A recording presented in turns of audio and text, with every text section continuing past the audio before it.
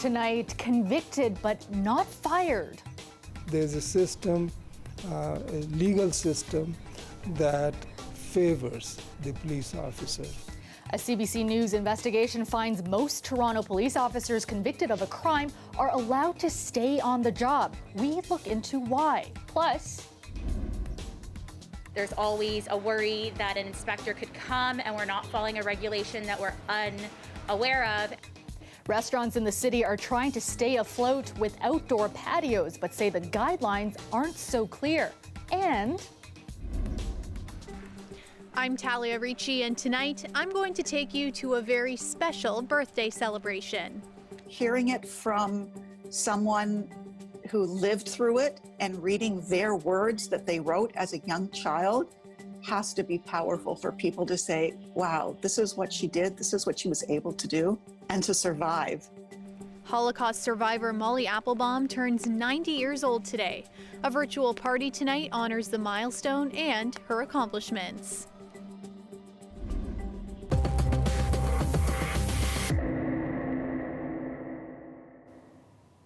good evening. I'm Kelda Yoon. Assault, impaired driving, possession of a prohibited firearm. These are some of the crimes Toronto police officers have been convicted of over the past 10 years. But a CBC Toronto investigation has found, despite convictions, officers are rarely fired. It's the first story in our series, Policing the Police. Here's Farah Morali. It hasn't been an easy road. A criminal conviction can change the entire course of your life. It's a reality King knows well. We agreed not to use his full name because of personal safety concerns tied to his past. In 2008, I got arrested for firearms possession for the purpose and assault police. After 2 years of waiting for trial, I was convicted. After he was released from jail, he struggled to get on his feet. It's definitely hard to find employment when you do have a criminal record. That's all people see when they see you. Many civilians with a record encounter similar challenges, but a CBC News investigation has found that most Toronto police officers convicted of a criminal offence aren't fired or forced to quit. We reviewed 10 years of Toronto police disciplinary decisions. A quarter involved officers who had been convicted criminally. The most common convictions were assault, impaired driving, and possession of a prohibited firearm. Of those 66 cases, only 3 officers were fired or asked to quit. The reason why? Ontario's Police Services Act only allows for dismissal in specific cases. The whole section in the Police Act that deals with officer conduct is crying for a real serious review and transformation. CBC News made repeated requests for an interview with Toronto's interim chief of police. We were told he wasn't available. The service didn't respond to specific questions about our findings, saying they couldn't verify our interpretation of the data. They sent us a statement which said, in part, most of the answers to the questions raised are found in the Police Services Act, which is provincial legislation the service is bound by legally with regard to disciplinary matters. It goes on to say, disciplinary action is vital in correcting unacceptable behavior, deterring others from similar behavior, and most importantly, maintaining public trust. As for whether the Premier would be open to changes to Ontario's Police Services Act, I'd have to look into exactly what happened. If there's recommendations from the police board and it involves the province, we're always open to looking at it. For King, he says the findings are upsetting, but not surprising. You got to understand, the whole system is tainted in their favor. He's moved past his conviction, working as a musician and an electrical apprentice, and mentoring youth in the community. Farah Morali, CBC News, Toronto. Durham police are on the hunt for a suspect after 2 convenience stores in Oshawa were targeted with suspicious packages that investigators say turned out to be incendiary devices. As Dahlia Ashry reports, although no one was hurt, police are concerned this could escalate. That's the sound of the Durham Police Bomb Squad detonating a device found at an Oshawa convenience store Sunday morning. The store's security camera captured this video the night before. You can see a man carefully planting the device. There appears to be a note attached as well. It was found by the store's owner. I noticed a package tied in my door handle. So I checked it properly and then I saw battery connected device. So I thought maybe explosive, so I called the police. People do weird things. The store has been around for 14 years. While it's still intact after Sunday's incident, residents who live nearby are shocked. It's really scary. It doesn't seem right, but it kind of goes along with the year. Nothing's right this year. Durham police are now investigating this incident and another just like it. On October 1st, security camera footage captured someone planting a device at Taunton convenience store. When an employee found it and attempted to move it, it burst into flames. That same store on October 1st had some incidents where notes were left at the doorway, which were minor in nature, and at that point they were not reported to police. But after the actual incident where that device actually goes up in flames, the store owner felt that, these may be related and advised the police of the other non-reported incidents. Constable Tudo says they believe there's a link between the October 1st incident and the one on Sunday. These two stores do sell adult-related materials, and it's believed that it's connected with the messaging that the suspect left. Although no one was harmed in either case, police are concerned things could get worse. First started with notes being left at the stores, and then with devices that could actually harm somebody or even cause a fire to the premise. So we have concerns that it may escalate. Police are asking any other convenience store owners to come forward if they've had similar experiences. Dahlia Ashry, CBC News, Oshawa. The province is investing $116 million to create 766 extra beds in hospitals and other healthcare facilities. We have to be ready for anything. As we find ourselves heading from fall to winter, these beds, staffed by our top-notch health professionals, will deliver the quality care patients need and deserve. As we did during the first wave and during the summer, we're continuing to build surge capacity. The announcement comes as the number of people hospitalized for COVID-19 rose to 312 in the province. That number hadn't gone above 300 since the first wave of the virus. The University Health Network says its hospitals are already operating at full capacity. Many, though, are non-COVID patients. The network's CEO says extra beds are just part of the solution. Finding people, skilled staff and professionals to attract to those beds to care for people, and not burn out our staff with more overtime and more demands. And the staff are very fragile, as one would expect. They've been working very hard for 7 or 8 months on COVID, plus now on catch-up. He says another issue is the new money announced today runs out at the end of the fiscal year, so any new hires would be for just a few months. He wants the government to set aside money in next month's budget so hospitals can make that more long-term. Many restaurants in the city are doing everything they can to keep their outdoor patios open, even as the weather gets colder. And the city is trying to help, but as Greg Ross reports, there is some confusion over provincial guidelines. So they've told us that we had to keep 2 full panels open. It didn't matter the length. Mariana Andriacci just put this tent over the patio in front of her restaurant, Giovanni's Italian Kitchen on College Street. She says it was great for business over the weekend, but she admits it's hard to say if it meets with all of the province's guidelines. They're not cut and dry. There are so many gray areas, and it's so hard to know if we're doing something right, if we're doing something wrong. We know what we're doing, then we see other patios doing something different. And I mean, at the end of the day, we need something set in stone. Andriacci says she had to do something, especially considering she's about to lose her street-side Cafe TO patio on November 15th, which she says kept her afloat during the summer. It was definitely a lifeline. We just opened on June 25th. Today, the mayor said the city is doing all that it can to help restaurant owners like Andriacci with several recommendations in the city manager's report. The recommendations that are going to council today will ensure that the city allows 4 winter patios on our sidewalks and other spaces and extends many of the planning permissions that were put in place to facilitate patios earlier this year. But even the mayor admits they need more clarification from the province when it comes to things like covering patios and heating them. When I make reference to operating safely, must include compliance with ventilation requirements that are set out in the provincial regulation. And to the extent that clarification is required on that for restaurant operators, I hope we will have it today, because I think it is fair for them as they make investment decisions. But clarification isn't coming today, although the province says it is looking into it. We know outdoor venues are much, much safer than indoor venues. This infectious disease physician says it is possible for covered patios to be comfortable for customers while at the same time keeping them safe. This is a great way of showing how we can do things safely rather than saying, close it all down. This is a great way to stimulate the economy, have people support local businesses, have people enjoy themselves in a safer venue. I mean, this is the way to do it. But until the province clarifies how they want it done, restaurant owners like Andriachi are left vulnerable. There's always a worry that an inspector could come and we're not following a regulation that we're unaware of and we could get a ticket. I did reach out to the province today and was told that the Premier has asked health officials to look into this, and they're going to study the different variations of patio coverings around the province.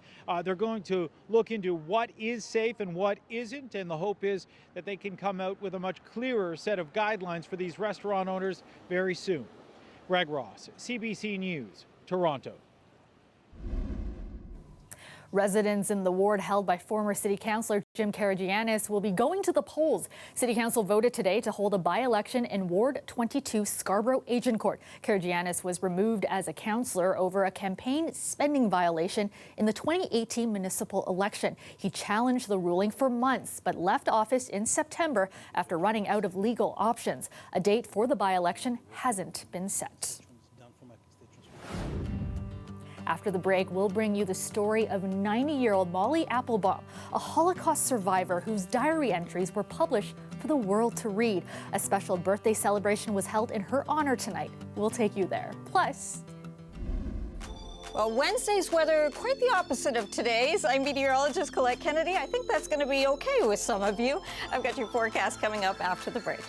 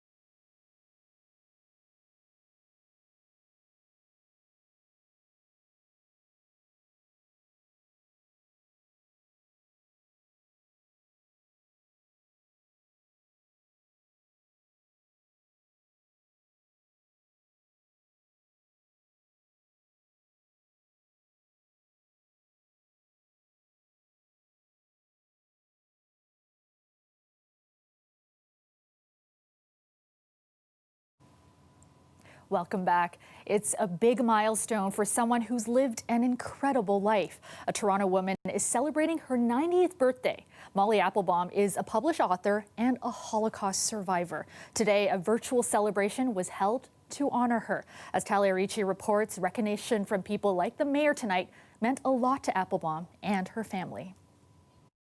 Nowadays, it's not that unusual to have somebody reach 100 years old, but to have a Holocaust survivor who is still alive and able to share her story is getting fewer and fewer. And that's one of the reasons why so many people wanted to make Molly Applebaum feel special on her 90th birthday. The fact that people, from public life, in addition to your family, would come to say happy birthday can fill you with pride, because you've lived a very important life. Birthdays are joyous celebrations that provide a glimpse into the highlights of one's life. A virtual celebration recognized the milestone and honored her accomplishments. Molly Applebaum honestly has written one of the most important, insightful, and extraordinary books about the Holocaust, and I don't think it's got the recognition it deserves. Years ago, Applebaum wrote off her childhood diary as just the scribblings of a young girl. A number of years later, a friend of mine was doing some research on the Holocaust, and I asked my mother if there was anything interesting in her scribblings, and she said, "I don't think so." She said, "Here, you take it." And my friend had a small portion of it translated because it was all written in Polish, and he contacted me and he says, "I think we have something important here." The entries were fully translated and published for the world to read and experience, a story of survival and living in hiding. Students are completely blown away by the book. I mean, first of all, the book is so unusual because it combines a diary that Molly wrote when she was 13, 14 years old, most of that time hidden in a box, in a barn, with her cousin on a farm in German-occupied Poland. And there's even some facsimiles of the diary pages that are included, so you can see her handwriting. As a result of that, other people's children and grandchildren and great-grandchildren are going to have the benefit of that, which has become so much more important, as time has gone on, that stories like yours are going to be memorialized there, forever. 3 children, 6 grandchildren, and 7 great-grandchildren later, it's clear Applebaum values family, especially as she offers this advice. You should tell your children and your grandchildren that you love them and they are good looking and they are smart. Don't keep it to yourself. You have to tell them over and over. Her daughter hoping this birthday was a highlight during the difficult days of the pandemic. She's suffering physically. Mentally, she's still mostly there, but she's sad a lot of the time. And I think that for her to know how special she is, not just to us, but for her to see how special she is to so many other people. We love you, Baba. Love you. Talia Ricci, CBC News, Toronto. Partly cloudy with periods of light rain throughout most of the evening. Still a little bit soggy out there. Let's bring in meteorologist Colette Kennedy. Colette, like yesterday, the sun just didn't want to make an appearance today, but I know we do have brighter days ahead. Thank you, Kelda. Well, after a somewhat dreary day today, certainly gray and wet, and temperatures on the cool side, you can, the song, bet your bottom dollar tomorrow we are going to see the sun coming out. And you know what? It may take a little bit of time, some morning cloud, but it will be coming out, temperatures bouncing back to seasonal. We will have some impact of what will by that time be the remnants of what will be Hurricane Zeta, of course, coming in again on the Gulf Coast, the 11th hurricane hitting, or named storm rather, I should say, hitting the U.S. mainland, and possibly the 5th coming towards Louisiana for this season. Now, the remnants of that coming our way, normally you think of that as tropical and warm, but we could be seeing on the backside of that some very cold air, so any leftover moisture, maybe even a few flurries in our skies. I'll walk you through what I'm thinking with that. Just a moment here. And then with that colder air, our first kind of hard freeze really that we'll be seeing for the Toronto region because of a couple of cold nights with our temperatures dipping below freezing there. So that goes Thursday night into Friday morning and then Friday night into Saturday morning as well. Our daytime highs today, we should still be, I mean barely, but we should still be in the double digits for our seasonal temperatures for daytime highs, and we just couldn't quite get there yesterday. We certainly couldn't get there today either. So I just want to kind of show you the broad perspective here, okay, what's happening, because I want to be able to show you Zeta and how it's going to have an impact on us. So overnight tonight, still quite a bit of cloud cover around the Golden Horseshoe, even in the morning, but then that eroding, so we get into the sunshine into the later morning, but certainly into the afternoon, more and more sunshine. Into the afternoon through Wednesday, towards Wednesday night, we're going to be seeing, or they'll be seeing, what will be Zeta coming inland. You see all the moisture associated with this. Now, the model's not quite in agreement of how it's going to be tracking, but we go in for a closer look, and you can see that it primarily stays to the south of us here through the Golden Horseshoe, but it may just skim close enough that we do on Thursday, we're certainly going to see the cloud cover, but that we do see at least some light showers from this. But then as colder air filters in, just as we get towards the end of Thursday and into Friday morning, could see a little bit of a light mix coming through or some light flurries into portions of the Niagara region, maybe even through our skies in Toronto. If I don't tell you that and it happens, yeah, I got to at least mention it. So I'll be watching that and kind of fine-tuning as we get closer. Overnight tonight, southwestern Ontario, 1s and 2s for our overnight temperatures tomorrow. Almost a seasonal in terms of the daytime highs there with more sunshine you'll be seeing in that part of the province. Overnight tonight, still some of that cloud cover around the Golden Horseshoe. Lots of sunshine coming back, mixing with the cloud, but still some sun in the afternoon. Thursday, though, yeah, that'll be the day that I'm watching carefully. Friday, we know there's going to be much colder air in, and it's still chilly for Halloween, but at least I can tell you, Kelda, that it is going to be a dry day for us. Yeah. And looking forward to that sunshine. Thank you so much, Colette. The weather is brought to you by Trane, the most reliable heating and cooling brand. We test, so it runs. It's hard to stop a train.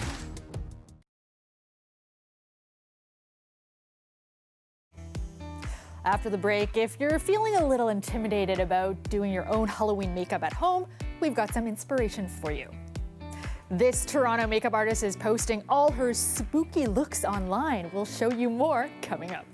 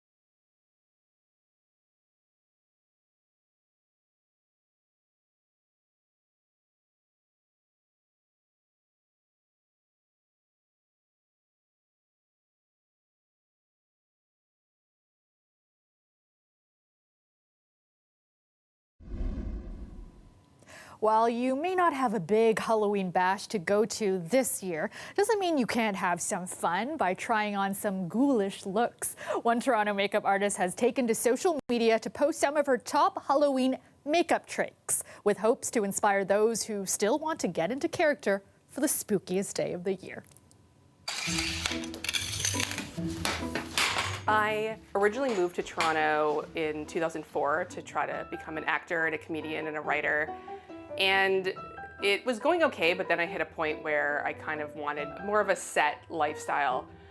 So I decided to go back to school and become a makeup artist. We're gonna do a half face skull. So you can do the other side of your face regular makeup, the other side will be a creepy skull. A couple years after graduating, I was asked to teach at Sheridan College, which is where I graduated. The smartest thing to do when you start is to trace it out first. And they moved all their classes online, which at first I was a little, I guess, tentative because it's really hands-on. You learn by, and you have to learn on other people. So that already kind of looks like a skull and I haven't even painted anything yet. If you want to do something cooler, you could use a purple paint, a pink paint. If you want to do kind of like a neon zombie skeleton, I'm just going to go the traditional route with some white. Being able to film tutorials and help them out that way so they can get the real step-by-step was kind of a challenge at first, but now it's really fun, and I find it's almost, they're probably getting a better education now that they can pause and go back and rewatch it instead of just watching me do it in class. If you use paint that's too watery, you are going to get paint in your eye and it's not going to feel good. I worked on a feature film, but most of it was over Zoom. It was a really kind of interesting project because they really wanted to make it COVID friendly, and I only had to go in twice to help with major special effects that I couldn't teach the actors how to apply themselves. So most of it was me teaching the actors over Zoom, texting to be like, they need to touch up. So I hope it doesn't stay that way, but at least there's that option, which is nice. I really enjoyed doing the Jason mask. I was flipping through, I think, Instagram, and I saw someone else do it, and I was like, to kind of create, the depth and make it look like something's on your face, but it's your face. It's kind of fun. Do we want to do blood? Do you want to go that far? Any ideas or tips for anybody who might be planning to enjoy the Halloween festivities? Try something new. You can use your everyday makeup to create different looks. Pinterest, and there's Instagram, and there's Facebook groups where you can find random looks and try to recreate them, because this is the time. You don't have to go out, you don't have to worry about the rain washing away your makeup or the snow. You just have to, look nice over Zoom or take a tour of your neighborhood and just wave at people. And that is our show for you tonight. Thank you so much for watching. Dwight Drummond has your next local newscast tomorrow at 6. Tally Ricci will be here with you tomorrow night at 11. Have a great night, everyone.